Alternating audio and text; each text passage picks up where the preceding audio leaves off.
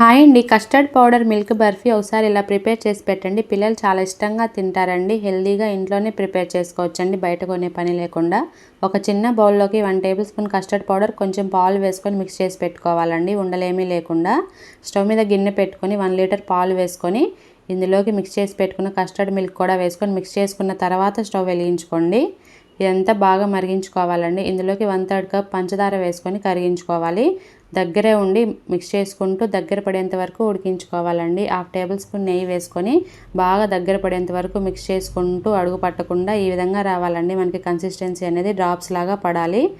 Stove off చేసుకొని గోరువెచ్చగా అయ్యేంత వరకు ఉంచుకోవాలండి. ఈలోపు ప్లేట్కి నెయ్యి అప్లై చేసుకొని గోరువెచ్చగా అయిన తర్వాత ప్లేట్లోకి వేసుకొని ఒక చిన్న బౌల్కి నెయ్యి అప్లై చేసుకొని ట్యాప్ చేసుకోండి మీకు కావాల్సిన షేప్లోకి. పైన డ్రై ఫ్రూట్స్ వేసుకొని 2 అవర్స్ తర్వాత కట్ చేసుకొని సర్వ్ చేసుకుంటే సింపుల్గా చేసుకునే milk barfi ready. Thanks for watching.